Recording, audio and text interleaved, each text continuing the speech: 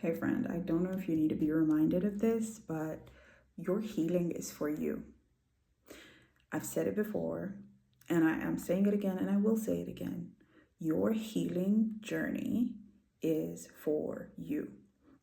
Oftentimes, when we start doing the inner work, trying to raise our emotional maturity, trying to not pass on the trauma and the pain that we've experienced, we start to look around at our relationships that have been weighed down or affected by certain trauma or generational patterns that we've broken within ourselves and are working to break within ourselves. And we look around at the people who are still experiencing those things and we think, oh, I can fix that person, or if they just knew this, or if I could just get them to do this, it will change their world. But oftentimes, the people who we first reach out and try to fix are the very people who were the cause or were a contributing factor to our own pain and trauma. And we can find ourselves reverting back, experiencing the same painful cycles that we are trying to heal from. And I know you've heard it said that you can't heal in the same place that broke you. It is true, and it's really difficult to accept that because you are absolutely going to experience survivor's guilt. You are absolutely going to feel a sense of responsibility, especially if you are a woman, socialized as a woman. You are, you just have a strong sense of responsibility and recognition of the things that are affecting people. You are going to want to point those things out. You are going to want to uplift and to change and to help and to fix. And a lot of the times when it doesn't work, we think, what am I doing wrong? Or we start to just go back into those unhealthy patterns because we're engaging with those very same things that broke and harmed us, that are manifesting in the people that we care about. But you letting go of that burden and that responsibility to try and fix people actually frees them up to witness you on your own healing journey. And maybe it might spark a desire in them to want to learn and to want to grow. But you can't be the example of what is possible with regards to healing while you're also trying to micromanage and fix and control other people and what's happening in their lives.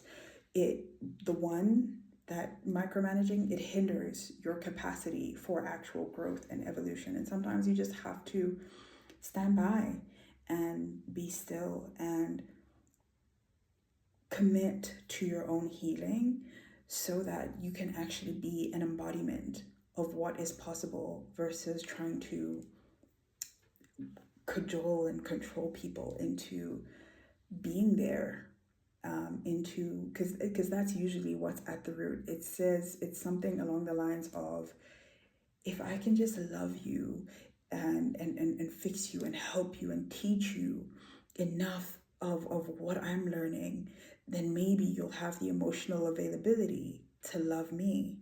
And that was at the root of when I was initially trying to fix people and change the people who were in my life, there was something in me that was saying, if I can just teach you, if I can just fix you, if I can just help you, then maybe you will grow to have the emotional capacity to love me or to be the version of yourself who I think I need you to be in order for me to feel fulfilled, in order for me to feel loved by you.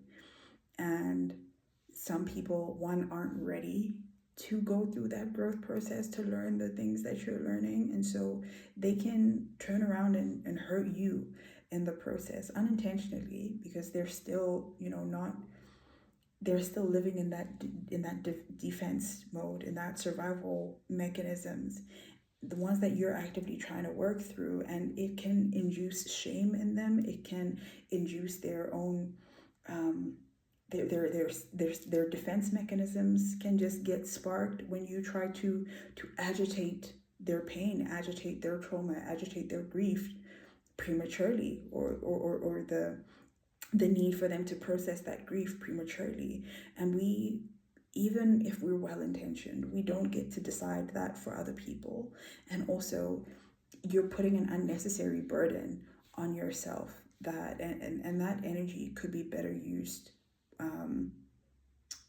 being directed internally, and for you to actually start not just doing the internal processing work, but then letting that internal growth begin to have outward fruits, outward manifestations of that growth, so that other people can look and see that, actually there's a lot of benefits to this healing work that this person has been doing. They're not just saying things. They're starting to have really healthy relationships. They're starting to be more outgoing and sociable. They're starting to take more opportunities. They're actually making more money, or they're studying and they're developing more. They will begin to be these outward benefits of the internal work that you're doing. And sometimes that will be what inspires other people to start being proactive about healing themselves and working on themselves. But it's really not up to you, it's not up to us to try to fix people. And also, if it is coming, if your desire to fix or help, or interfere with other people's journeys is coming from your desire to have more emotionally fulfilling relationships, you will find those in the future. The more of yourself that you authentically become, the more of the internal wound you begin to heal and attend to, the more capable of loving people in healthy ways you are going to become. And you will inevitably meet people who not only have the desire, but also the capacity to love you and to love you well. And so this is just a reminder for you to stop trying to fix people if they're not ready to be fixed. Because I know that if you're anything like me, it's burdening you, okay? And I'm sure you're asking yourself, but why is it not working? Why are they retaliating? Why are they not receiving it well? Why are they kind of, if they're shutting you out, or why are they still doing these things? Because I've already told them, and I've taught them, and it doesn't work when we try to push people into healing prematurely. Your healing journey is for you, okay?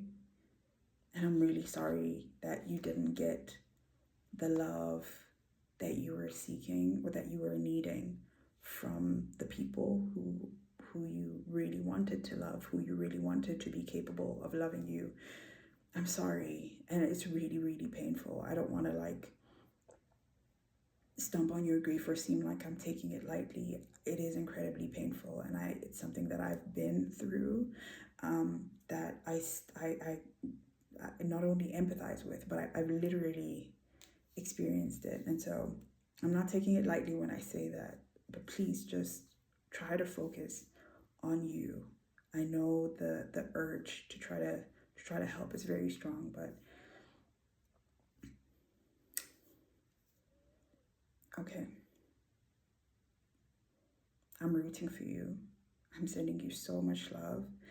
And if you resonate at all with what I'm saying, my whole channel, wherever you find this, my whole life's work is for you.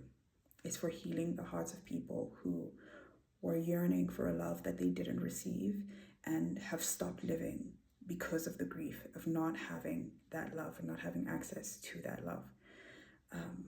But this work that you are doing, if you've watched to the end of this video, the work that you are doing is so important. It is so helpful. It is so necessary.